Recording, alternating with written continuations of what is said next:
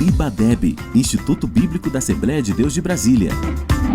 Agora o IBADEB é polo EAD das faculdades FACETEM, oferecendo os cursos na modalidade EAD, totalmente reconhecidos pelo MEC. Bacharel em Teologia, Bacharel em Administração, Licenciatura em Filosofia, Licenciatura em História, Licenciatura em Pedagogia, Segunda Licenciatura em Pedagogia e Formação Pedagógica. Temos cursos de pós-graduação e de formação onde você pode estudar por extensão em sua própria igreja, por EAD em nossa plataforma virtual, presencial em nossa sede. E continuamos com nossos cursos de Integração Ministerial, curso médio e avançado em Teologia Pastoral. Faça sua matrícula em nosso site ibadeb.com.br.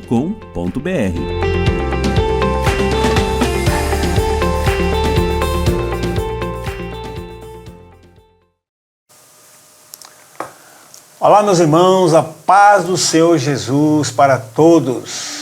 Estamos iniciando neste momento, o estudo da lição da Escola Bíblica Dominical, aqui com a administração do pastor e professor Isidro. Hoje nós vamos estudar a lição de número 9, do dia 27 de fevereiro de 2022, que tem por título: As histórias e as poesias falam ao coração. Estamos falando diretamente da Igreja Evangélica Assembleia de Deus de Brasília, área especial número 8, setor D, Taguatinga Sul, que tem como pastor presidente o pastor Orcival Pereira Xavier. Então, está conosco aqui o pastor Isidro, professor, como já disse inicialmente. Ele vai orar e assim já vamos dar início mais esta aula. E os irmãos tenham um bom proveito desta aula. Muito bem, meus irmãos, saúde a todos com a paz do Senhor. Vamos orar, Pai de amor, pedimos a tua bênção, a tua orientação, Aleluia. a tua inspiração na ministração, ó Deus, desta aula. Fala aos corações por intermédio dessa lição. Sim. É em nome de Jesus que nós oramos. Amém. Muito bem, meus irmãos, antes do pastor Isidro já dar início à aula, eu vou colocar os irmãos no texto da lição. A leitura bíblica encontra-se no livro de Deuteronômio, capítulo 6, versículos 20 a 25. E em seguida nós vamos para o livro de Salmos, Salmo 119, e os versículos 105 ao 108. Então, portanto, Deuteronômio 6, 20 e 25, Salmos 119, do 105 ao 108. Então, pastor Isidro já lendo o textuário. Maravilha, minhas irmãs, meus irmãos, vamos lá. O textuário se encontra no Salmo 119, versículo 107, que diz: Estou aflitíssimo, vivifica-me, ó Senhor, segundo a tua palavra. A verdade prática diz: os livros históricos e poéticos mostram a soberania e a sabedoria divina. O relato dessas verdades produz fé e esperança em nossos corações. Ok, a leitura bíblica, como já foi dito, né? Primeiro vai estar em Deuteronômio, capítulo 6, versículo 20, que diz: Quando teu filho te perguntar no futuro, dizendo: que significam os testemunhos, estatutos e juízos que o Senhor nosso Deus vos ordenou? Então dirás a teu filho: éramos servos de Faraó no Egito, porém o Senhor, com mão forte, nos tirou do Egito. E o Senhor, aos nossos olhos, fez sinais e maravilhas, grandes e terríveis contra o Egito, contra Faraó e toda a sua casa. E dali nos tirou para nos levar e nos dar a terra que jurara aos nossos pais. E o Senhor nos ordenou que cumpríssemos todos estes estatutos, que temêssemos ao Senhor nosso Deus, para o nosso perpétuo bem, para nos guardar em vida como no dia de hoje. E será para nós justiça quando tivermos cuidado de cumprir todos estes mandamentos perante o Senhor nosso Deus, como nos tem ordenado. Agora, Salmo 119, versículo 105 diz: Lâmpada para os meus pés é tua palavra e luz para o meu caminho. Jurei e cumprirei que guardarei os teus justos juízos. Estou aflitíssimo, vivifica-me, ó Senhor, segundo a tua palavra. Aceita, eu te rogo, as oferendas voluntárias da minha boca. Ó Senhor, ensina-me os teus juízos. Muito bem. Minhas irmãs, meus irmãos, a lição de hoje, a lição número 9, como é de praxe, está dividida em 3 pontos, ou 3 tópicos. O primeiro vai abordar o quê? As histórias do Antigo Testamento, depois vem os livros poéticos e de sabedoria do Antigo Testamento, e o terceiro tópico, uma mensagem ao coração. Professor Cílio, qual é o objetivo da lição? Bem, os objetivos da lição são 3. Primeiro, destacar as narrativas de Josué e Juízes e apresentar as histórias dos reis de Israel e Judá. 2. Conhecer a estrutura e características da literatura bíblica, poética e de sabedoria. 3. Mostrar os princípios práticos para a vida cristã. Maravilha. Muito bem, minhas irmãs, agora passemos para a exposição propriamente dita da lição, a partir da introdução. Conforme está em tela, na introdução temos os seguintes pontos. A Bíblia faz uso de gêneros literários para expressar a revelação divina, para contar as histórias do povo de Deus. Os livros históricos servem-se da literatura chamada de narrativa. Os livros poéticos e de sabedoria recorrem ao texto lírico, com o propósito de despertar sentimentos. Fechando, em vista disso, na lição de hoje estudaremos as experiências e as instruções relatadas nesses livros. É com você, professor Silas, seus comentários. Não, na realidade, Deus ele tem várias maneiras, né, de métodos, né, de se revelar ao homem, né? Ensinando, mostrando experiências e narradas na própria Escritura, né? Que mostram o poder, a sabedoria divina. Importante também que não encobre os deslizes e falta, né? É verdade. De alguns ilustres personagens da Bíblia. Então é a maneira de Deus se manifestar através da Escritura. Muito bem. Minhas irmãs e meus irmãos, observe o detalhe que na lição passada, lição 8, nós estudamos sobre a relação entre o Pentateuco, não é, e os evangelhos, ou a mensagem de Cristo. Não é? Vimos na lição anterior que a lei não salva, mas apontava para Cristo, o Salvador Redentor. Muito bem. Hoje, a lição 9 vai discorrer sobre outros pontos da Escritura Sagrada, como os livros históricos e os livros poéticos. Detalhe. A Bíblia foi escrita em linguagem humana e, consequentemente, deve ser interpretada gramaticalmente. Portanto, o uso do gênero literário, narrativa, poesia ou prosa e poesia faz parte, o quê? Faz parte da análise interpretativa de forma gramatical das Escrituras. E isso vai nos dar entendimento do quanto Deus quis falar ao seu povo através das mesmas. Sendo assim, passemos para o tópico 1, que tem como assunto, tópico 1, as histórias do Antigo Testamento. Vejamos aí em tela 1.1, os livros históricos. Professor Silas, o senhor pode ler para nós esse 1.1? Diz assim esse ponto, os livros históricos. Após a morte de Moisés, Deus chamou Josué para liderar o povo na conquista da terra prometida. As gerações seguintes, para assegurar a herança, disputaram o espaço com outras nações. Os registros dessa experiência com Deus e da posse da terra são chamados de livros históricos. São um total de 12 volumes que retratam a história de Israel desde a entrada em Canaã, cerca de 1.400 anos antes de Cristo, até o tempo de Esdras e Neemias, cerca de 400 anos. Nesse período, Israel experimentou providência, proteção e juízo divino. Esses relatos demonstram que Deus controla o curso da história. Né, muito bem, Silas. Então, sobre os livros históricos, qual é a sua observação? Os livros históricos registram os fatos, né, lógico, né, está escrito, né, os acontecimentos que estão acontecendo e os que já aconteceram, né? E isso para estudo posteriormente ficar registrado mesmo. No caso da Bíblia, que é a nossa lição aqui, Deus, como controlador da história, fez questão de que fosse registrado os seus atos. Muito bem. E o seu agir.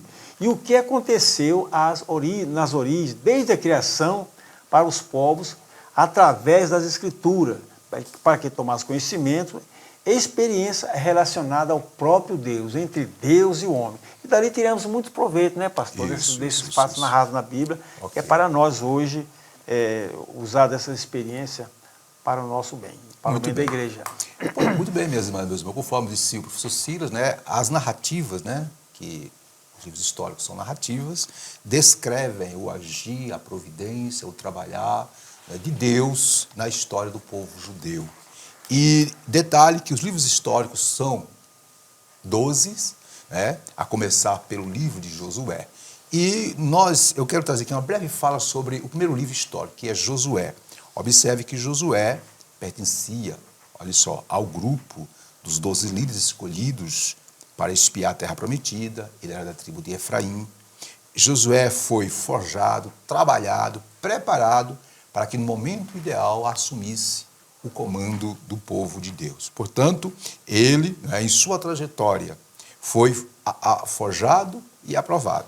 E que nos chama a atenção que o livro de Josué, a narrativa do livro de Josué, relata o quê? Relata a história da nação desde a travessia do Rio Jordão, isso está em Josué 3, até sua morte. Ele morreu aos 110 anos de idade, né? Está em Josué 24, 29. Portanto, a liderança de Josué abrangeu um período de cerca de 30 anos. Ele tinha em torno de 80 anos quando ocupou a liderança no lugar de Moisés. E por 30 anos, né? Por 30 anos, Deus usou poderosamente. Então, aí está o primeiro livro histórico, né?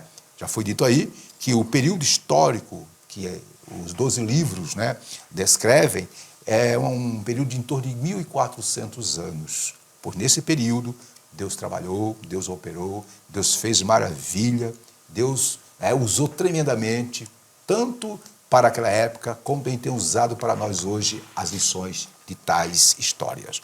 Muito bem, continuando, passemos para o ponto 2 do tópico 1. Né? Então, vimos aí os livros históricos, não é? Agora vejamos as histórias dos juízes, né? Que é na sequência de Josué, conforme está em tela, vejamos. Depois de Josué, observa aí, os juízes governaram Israel até ao profeta Samuel. Isso está em Atos 13:12, 13:20. São cerca de 400 anos de história com a atuação de 12 líderes. Nessa época não havia rei em Israel e cada um andava como queria, né? Como queria. Muito bem. Por essa razão, nós grifamos aí, a nação entrou em declínio espiritual e fez o que parecia mal aos olhos do Senhor. Como resultado, os israelitas foram subjugados pelas nações vizinhas. E aí, de azul, frisamos. Apesar disso, observe, mediante o arrependimento, o povo de Deus levantava, Deus levantava libertadores para resgatar Israel da opressão. Aí tem as diversas referências. Fechando essas histórias, né? Portanto, a história contida no livro de Juízes, elas apontam para a fidelidade e a misericórdia divina. E, professor Silas, suas observações sobre esse ponto. O ponto 2, né, dos juízes? Juízes, né? Não, nós já falamos. 2, a história dos juízes. Vamos ler agora, né? Vai ler? Não, o seu comentário, por favor. Sim. Na verdade, pastor, olha, eu faço uma questão. Como saberíamos, né? Certo. E tiraríamos lições, ensinamentos, experiências desse período de que Israel foi administrado e julgado por juiz, governado, né, e julgado por juiz, se não fosse resultado dos anais da história. É verdade. Vemos ali a mão de Deus, pastor, na sua infinita misericórdia, atuando na história do seu povo, tanto dando livramento, quando Israel estava caído, e também como corrigindo. Porque Deus é amor. Então, ele fez Israel, ele não esqueceu Israel, mesmo pecando naquele período de juízo, né, que quando Josué morreu, Judá perguntaram, Senhor, e agora? O que nós vamos fazer? É verdade. Mas Deus providenciou tudo. Aqueles juízes, né, que estão relacionados no próprio livro de Juízes, os irmãos observar desde o primeiro até o último juízo, a maneira como Deus agiu naquele período. Ora corrigindo, ora abençoando, mas o povo, mas não deixou de assistir seu povo. Não deixou de assistir. Muito bem. E um detalhe interessante, minhas irmãs, meus irmãos, é o seguinte: o livro de Juízes, né, enfatiza, né, a lição que aprendemos de Juízes é o seguinte: foram diversas lições, né, ou são diversas lições que aprendemos em Juízes. Mas dentre elas, podemos dizer o seguinte, que Juízes enfatiza a necessidade de líderes piedosos que falem com vozes proféticas e ungidas. Outra lição que aprendemos em Juízes, quando falta tal liderança entre o povo e Deus, o povo leva uma vida desregrada, sendo guiados por suas próprias opiniões, em vez de seguir a palavra de Deus. Entendeu? Quando Josué morreu, o povo ficou praticamente desorientado, desnorteado. Né? E aí, infelizmente, em vez de se voltar para Deus, buscaram dar vazão aos seus sentimentos, e aí veio as tragédias. E aí, ao clamarem a Deus, Deus levantava certos personagens. E dentre os juízes, o que mais é falado, mais é estudado, foi Sansão. Verdade. Sansão, né? Sansão, a sua história está em Juízes 13 ao 16, tinha tudo para ter um término maravilhoso, um término esplendoroso, porém, por dar vazão aos seus desejos, às suas vontades, Sansão, ele não cumpriu na íntegra aquilo que Deus propôs para ele. Qual é a lição que aprendemos? Pode acontecer conosco, muitas vezes por deixarmos levar pelos desejos, pelos sentimentos, pelas vaidades, e aí, obviamente, aquilo que Deus tem preparado para nós não acontece. Fechando sobre o juiz, outra lição que aprendemos no juiz é o seguinte, que Deus está sempre disposto a perdoar e restaurar seu povo, tantas vezes quanto que se arrepender. Isso aconteceu em juízo. O povo pecava, se arrependia, Deus levantava um juiz, aí o povo voltava a pecar e isso demonstra a misericórdia de Deus. Fechando, o versículo-chave de Juízes está em Juízes 21, 25, que diz, naqueles dias não havia rei em Israel, porém cada um fazia o que parecia reto aos seus olhos. Que Deus tenha misericórdia. Detalhe, o último juiz, que dentre eles foi Samuel. Samuel foi o último juiz, ele, 1 Samuel 7,9 lá fala do ministério, da liderança de Samuel. E aí depois foi substituído, os juízes foram substituídos pelos reis. Isso aí é o próximo ponto, vai ser o ponto 3, que vai falar sobre uma mensagem, ponto 3, vai falar a história dos reis. No ponto 3 vai descrever a história dos reis, vai falar da monarquia, etc. Vamos para a tela? Observa aí, 1.3, a história dos reis. Está de azul, por volta do ano 1050, Deus construiu Saul como rei de Israel. Porém, Saul fracassou. Então, Davi foi escolhido e recebeu a promessa de um reino que não teria fim. Está aí a referência. Salomão lhe sucedeu e, após sua morte, o reino se dividiu. Israel do norte, com capital em Samaria, e Judá, com capital em Jerusalém do sul. Ambos os reinos rebelaram-se contra Deus e foram para o exílio. O reino do norte, em 622 a.C., foi conquistado pelos assírios. E aí está 586. Detalhe, a partir do ano 605 começou a queda do reino de Judá, com a primeira leva de cativo. Aí foi Daniel, 605. Depois, 597, foi o profeta Ezequiel. E 586 foi a destruição total, culminando assim com a queda de Judá. E todos dispersos para a Babilônia. Contudo, em 539 a.C., cumprindo a promessa que Deus tinha prometido, ou tinha através de Jeremias profetizado, que o povo retornaria, Deus restaurou. Aí vamos viu, Silas? Aí fala que restaurou o trono de Davi. Não.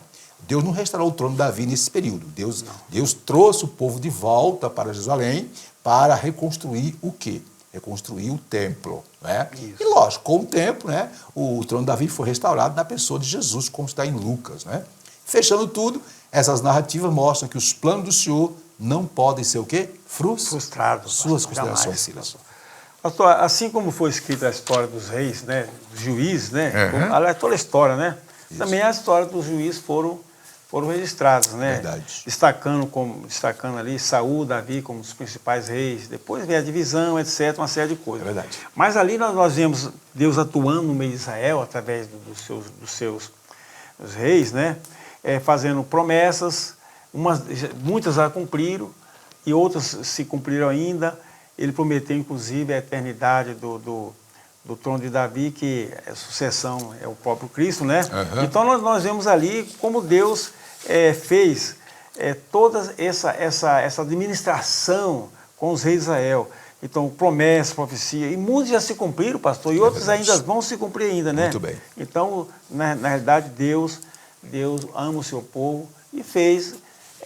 Eu não sei nem se era o momento, né, quando fala a história do rei, de Saul se apresentar, mas Verdade. Deus sabe todas as coisas. Ele Muito que controla a história, que faz tudo, né? Depois, se eu fazer a síntese do tópico 3 aí, Passei. eu quero apenas fazer a observação seguinte, meus irmãos, detalhe. Vimos no ponto 2 o livro de Juízes, os Juízes, e eu falei que Samuel foi o último juiz. Isso está descrito em 1 Samuel, pelo livro de Samuel, 7 e 9. E aí agora nós vamos ver, né, estamos vendo, que a partir dos livros dos reis, a partir do capítulo 9, do capítulo 12 em diante, do capítulo 9 em diante de 1 Samuel, começa o período dos reis, como o primeiro, Saul, né? Tá aí, ó. Passado o período dos juízes, por exemplo, ocorreu a transição para a monarquia. Foi o Samuel, o juiz, repito, que fez a transição para a monarquia, conforme está lá em 1 Samuel 9. Okay? A história da Era dos Reis é narrada nos livros 1º e 2º Samuel, 1º e 2º Reis e 1º e 2º Crônicas, os quais descrevem o quê?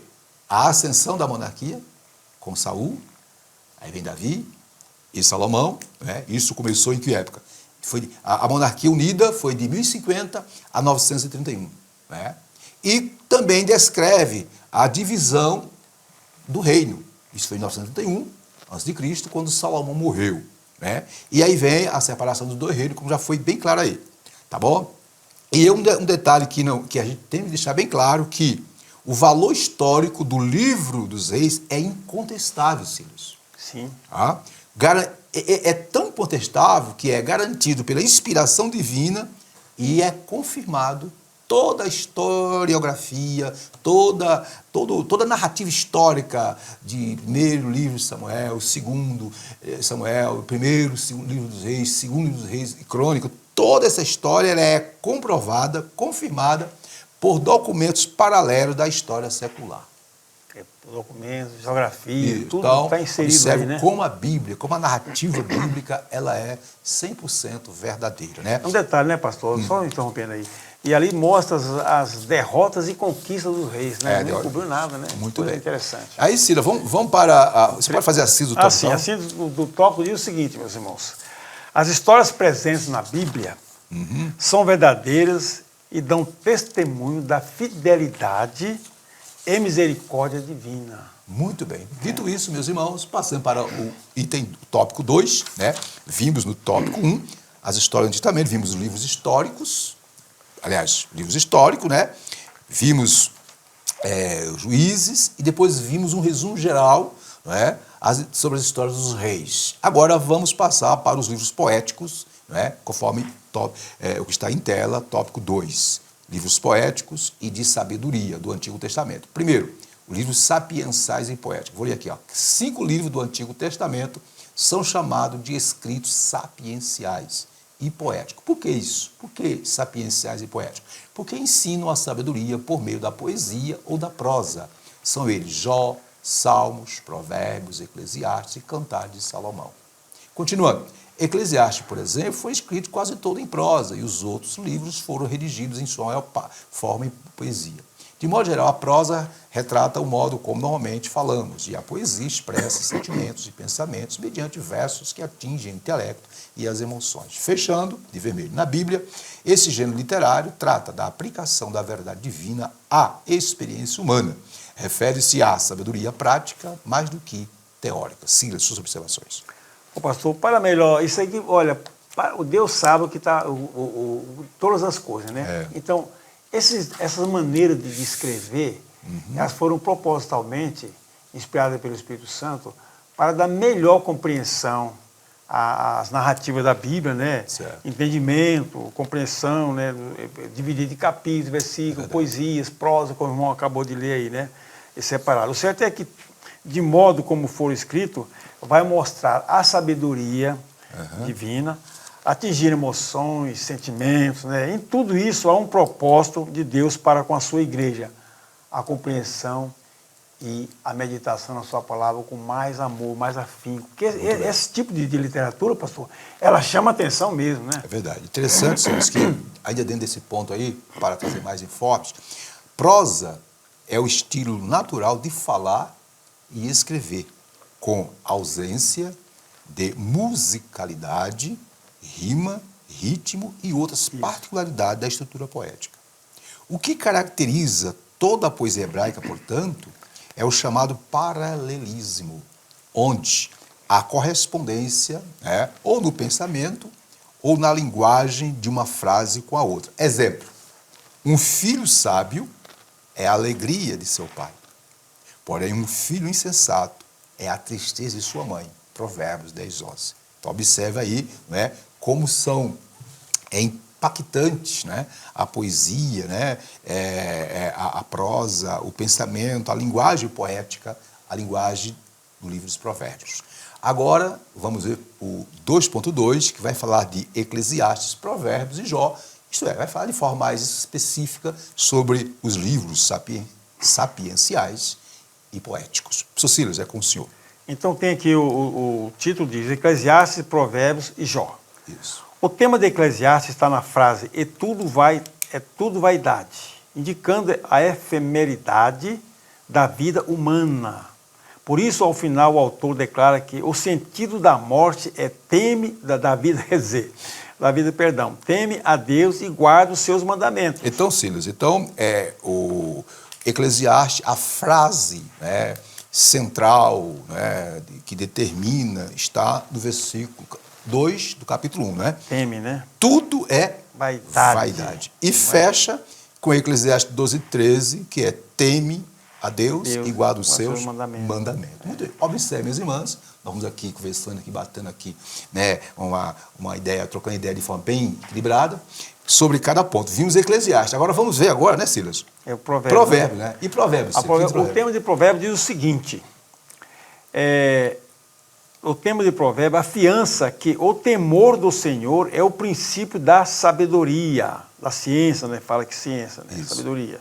Ensinando que observar os princípios divinos nos faz pessoas sábias. Muito bem. Portanto, ao concluir, o escritor enfatiza que uma pessoa temente a Deus é digna de ser honrada. Muito bem. Então, como disse o Silas aí, nós vimos daí Salomão, em Provérbios, busca focar o quê? A sabedoria, Sabedoria é essa que tem a ver com o quê? Com o temor do a Deus, Senhor, Então, a verdadeira sabedoria, ela começa com o temor ao Senhor. E fechando, Silas, passamos agora para o livro de Jó. O tema de Jó é o sofrimento, mostrando que a dor não é racional. Isso. Que é preciso saber confiar em Deus. Maravilha. Pronto, aí, tá ok, meus irmãos, vimos aí então, Eu quero trazer uma observação sobre Eclesiastes, Provérbios e Jó. Observe, só para enfatizar. O tema de Eclesiastes é a futilidade da vida sem Deus. Provérbios são expressões curtas e concisas, contendo lições morais. E são princípios de vida por analogias, máximas, que expressam uma verdade de forma sucinta, isto é, sentenças curtas e extraídas. O livro de Jó trata do quê? Trata do problema da dor e do sofrimento e nos ajuda, minhas irmãs e meus irmãos, a entender que, observe, que Satanás não pode nos afligir com destruição física e financeira ou qualquer outro tipo de problema sem a permissão do Deus Todo-Poderoso. Dito isto, passemos para o ponto 3, estamos no tópico 2, os livros poéticos, Já vimos Eclesiastes, Provérbios e Jó, que é coisa rápida, e eu sugiro aos irmãos que estudem, pesquisem sobre o assunto, Silas? E agora vejamos os Salmos e Cantares de Salomão, ok? Salmos e Cantares de Salomão é o ponto 3 do tópico 2. Vou ler aqui, Salmos em hebraico significa louvor, e sinaliza que a mensagem principal do livro é louvor, oração, adoração. Também é um livro de instrução, porque nos mostra como servir ao Senhor. E ainda fala profeticamente acerca do Messias. Observe, nesses aspectos, considera-se como verso-chave o Salmo 29, 2, que diz lá: dai ao Senhor a glória devida ao seu nome. Adorai o Senhor na beleza da sua santidade. O livro de Cantares, ou do Cântico dos Cânticos, como queira, ilustra o que, gente? O compromisso, a intimidade e o amor que deve existir no casamento. É um livro maravilhoso, né? Ok? Portanto, ele refere-se ao plano original de Deus acerca do relacionamento conjugal. E o versículo-chave sintetiza o ideal da fidelidade entre o marido e a sua mulher. Isto está em Cantares 6,13, que diz: eu sou do meu amado e o meu amado é meu. Silas, suas observações sobre esse ponto 3, Salmos, Cantares e Salomão. Pastor, esses livros exaltam o louvor, Isso. a oração, a adoração ao servir a Deus. Muito bem. Para Deus. Faz citações proféticas, né, apontando o Messias. Isso. E enfatiza também a fidelidade, né, e o amor conjugal. Muito bom. Tudo isso aí, pastor, nos traz os ensinamentos para o nosso cotidiano. É verdade. A diária do nosso viver, né? Tanto na igreja como na própria sociedade. Muito bem, Silas, né? E qual é a síntese desse tópico 2? Qual a síntese? O que você faz aí? Pastor, o tópico 2 aqui, conforme cita o Cantar de Salomão, é o louvor, as instruções, né? Dá tudo assim, dai ao Senhor louvor. São o tópico 2, Salmo, Isso, né? tópico 2. São os livros poéticos, né? Os livros que exaltam, assim, como Isso. já falamos no início, o amor, né, a Deus, Isso. a adoração. É o Muito bem. cotidiano do viver do ser humano. Maravilha. Ok, observe, minhas irmãs, que eu queria só trazer a seguinte observação. O Cântico dos Cânticos de Salomão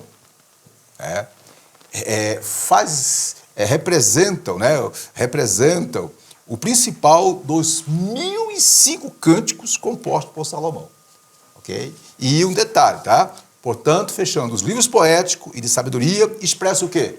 Expressam de forma bela, singela, como disse o Silas, e prática a verdadeira ou a verdade e a sabedoria de Deus. Dito isto, passemos para o tópico 3, que vai sintetizar tudo que foi dito sobre os livros históricos, e os livros poéticos, que acabamos de ver.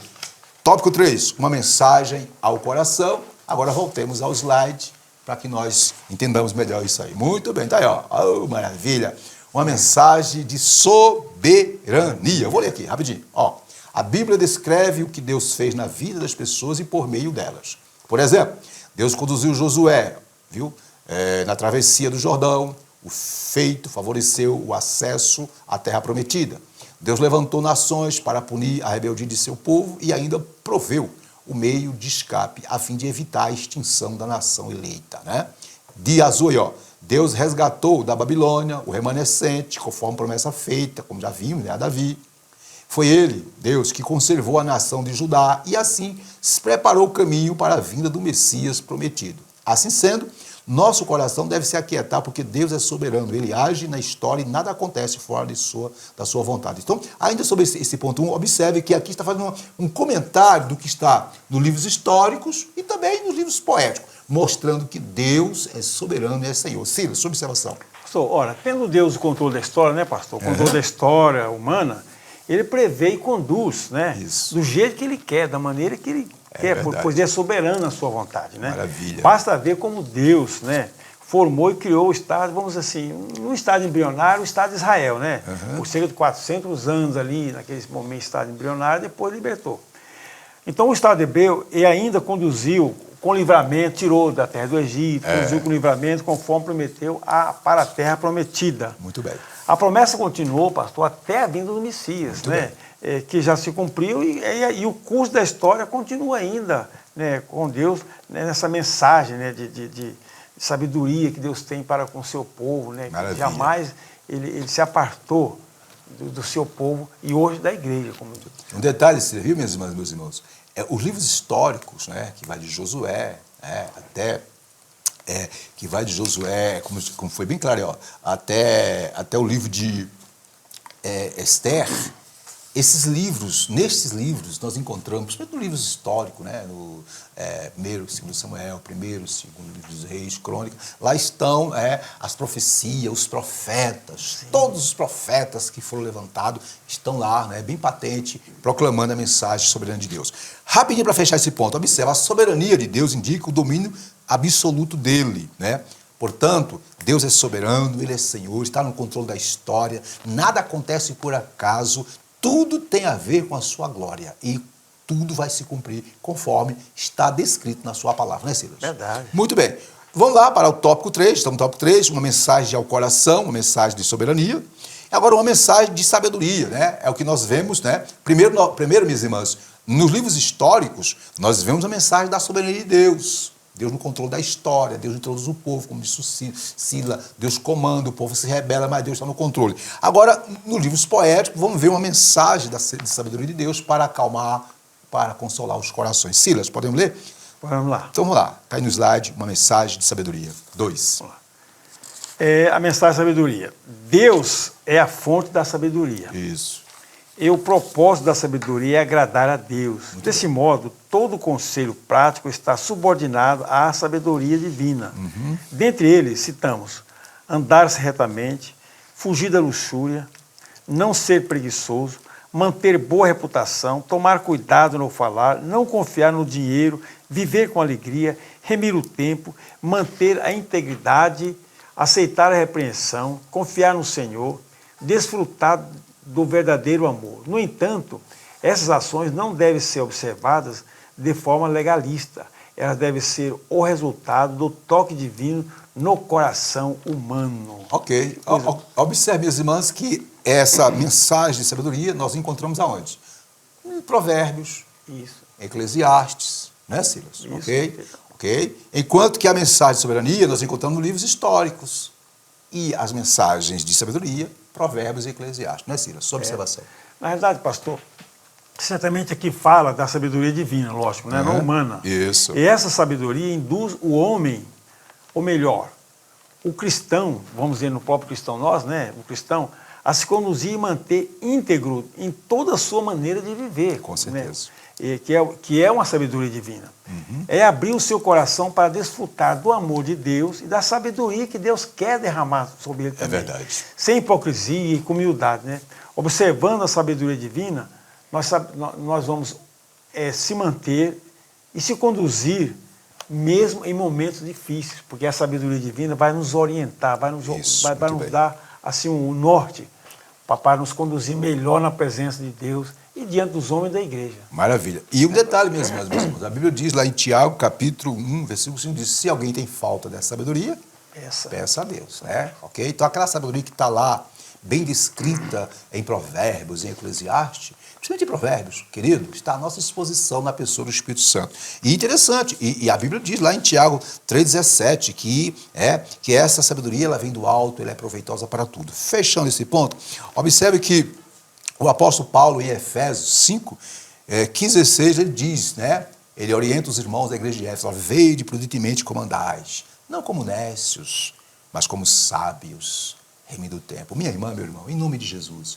peça ao Espírito Santo que lhe conceda essa sabedoria para que entenda o plano, o projeto, o querer de Deus para a sua vida. Nós precisamos dessa sabedoria. Muito bem, então vimos aí, né, no tópico 3, repetindo, 3.1 está fazendo uma síntese do que está no livro histórico. O livro histórico tem uma mensagem, fala de um Deus soberano, um Deus que está no controle da história. O livro de Provérbios, por exemplo, vai falar de uma mensagem de sabedoria. Sabedoria essa que começa com o temor ao Senhor. E ponto 3 vai trazer a seguinte observação, não é? Uma mensagem de adoração. Então, observe, nos livros históricos e poéticos, além de termos a mensagem da soberania de Deus, além de termos a mensagem da sabedoria de Deus, temos a mensagem de como adorar ou da verdadeira adoração que Deus requer de nós. Vamos lá, slide 3, uma mensagem de adoração. Vou ler aqui. Os salmos possuem peculiaridade de expressar as mais profundas emoções do coração do humano, tais como medo, angústia, tristeza, força, segurança, alegria, também reflete o ideal divino da espiritualidade da adoração. Entre outros retratos da vida espiritual, destaca-se o coração que confia. Tá? Observa aí, ó, o coração contrito, o coração que glorifica, o coração agradecido, o coração arrependido. Aí, fechando de vermelho, ó, a fim de manter a verdadeira adoração em todas as circunstâncias da vida, o salmista descreveu a conduta por ele adotada. Escondi a tua palavra no meu coração para não pecar contra ti. Detalhe, ainda no slide, observa. Ó. Então, 3.1 fala da mensagem de soberania. Onde é que eu encontro a mensagem de soberania? Eu encontro nos livros históricos. 3.2 falou da mensagem de quê? Da mensagem da sabedoria. Onde é que eu encontro a sabedoria divina? Está no livro de Provérbios, não é isso? E Eclesiastes, né? E também Cantares. E o 3.3 vai falar de uma mensagem de adoração. Aonde eu encontro, né, essa mensagem? Nos Salmos, né? E aí a síntese tópice, né, os sentimentos do coração estão impressos na história, olha, ó, na poesia da Bíblia, que nos ensinam a respeito da verdadeira adoração. Suas considerações, Silas? Pastor, a Bíblia é um tesouro espiritual. É verdade. Só observar, um tesouro espiritual é uma fonte inesgotável, Inesgotável, viu, pastor? é verdade. Ele tem mensagem para todas as ocasiões. Olha só, pastor, Muito para bem. todos os sentimentos e situações. Mensagem de alívio para a alma aflita. Isso. Mensagem de conforto, olha, pastor, de ânimo, de encorajamento e tantas outras, verdade. né? Quem, com o coração contrito, né, medita na palavra de Deus, sabe fazer adoração, sabe se manter assim, com serenidade na presença de Deus. E a adoração assim, que Deus quer, adoração nossa, É interessante. através do ensinamento bíblico. Conforme esse ponto 13, minhas irmãs e irmãs, eu quero trazer essa observação. A adoração faz parte do culto prestado a Deus, tanto individual, como disse Cecília, como coletivo. Em geral, os elementos da adoração, observe, compreendem o quê? A oração, o louvor, os cânticos, o meditar na palavra de Deus, dentre outros. Em Colossenses 3,16, Paulo diz que a palavra de Cristo habita em vós abundantemente, toda a sabedoria, ensinando-vos e demonstrando-vos uns aos outros com hinos e cânticos espirituais, cantando ao Senhor com graça em vosso coração. É interessante que Paulo, escrevendo aos Coríntios, né, disse em 1 Coríntios 14, 26, diz, ó, quando vos ajuntais, cada um tem salmos, tem doutrina, tem revelação, faça-se tudo com decência, né? E aí, fechando, em Atos, aliás, em Efésios 5,19, Paulo diz aos Efésios que deva entre si falar com salmos, hinos, cânticos espirituais, cantando e salmodiando o Senhor com graça. Então, esse é o culto, é a adoração. E onde é que nós aprendemos isso?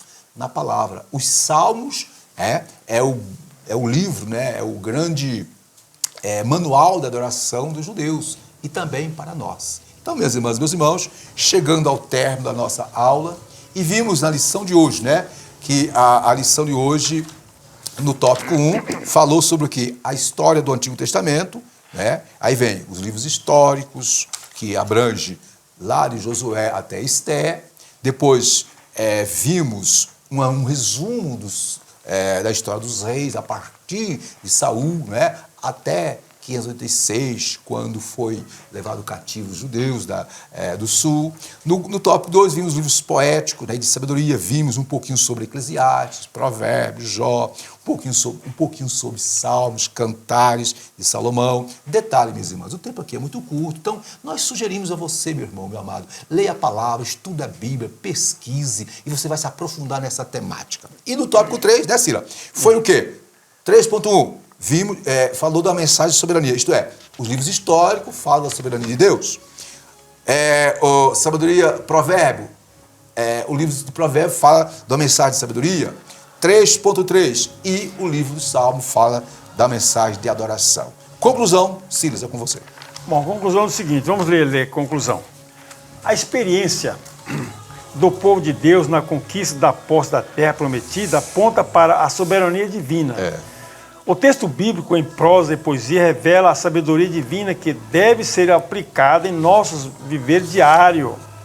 Essa mensagem alegra o coração, serve de bom remédio e conserva saudável o nosso espírito, alma e corpo. Coisa maravilhosa, muito né, bem, pastor? suas considerações finais? Pastor, é o seguinte, a Bíblia, as várias formas, né, literárias da escritura da Bíblia, mostra a beleza, o amor de Deus em se revelar ao homem. É verdade. Deixa claro como o Espírito Santo, quando inspirou os seus autores a escreverem a Bíblia, o cuidado, para fazer compreensão da palavra de Deus. Revela também o amor, a soberania, Muito bem. e o poder e a majestade divina ao ser humano. E principalmente para nós, a igreja, que somos chamados para adorar a Deus e pregar a sua palavra. Muito bem, minhas irmãs, meus irmãos, estão chegando ao término. Eu quero trazer minhas últimas palavras dizendo o seguinte: olhe bem, em Romanos, Paulo escrevendo aos Romanos, no capítulo 15, verso 4, Paulo diz o quê?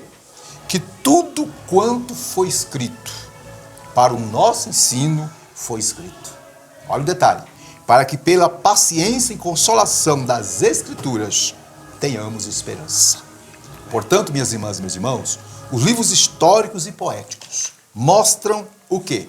Mostram a soberania e a sabedoria divinas.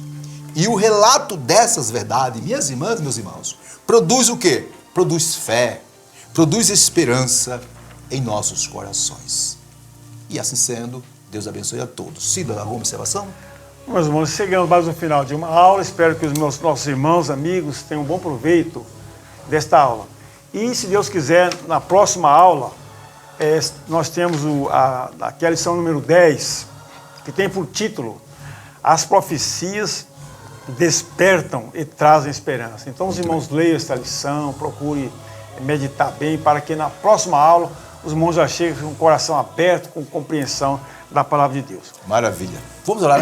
Vamos orar então. Pai Santo, nós te agradecemos por esse momento ímpar e especial de poder ministrar a Tua palavra. Senhor, usa essa lição, usa essa mensagem, usa, Pai Santo, esse tema para confortar, consolar e edificar cada coração, cada irmã e cada irmão que está participando conosco ou que vai participar conosco desta aula. Também, ó Pai, te pedimos uma bênção especial, Senhor, sobre aqueles irmãos, Senhor da glória, que porventura não tem tido uma certa compreensão. Conscientiza-os, desperta-os para ler mais a Tua palavra, porque a Tua palavra é que traz de fato a verdadeira edificação.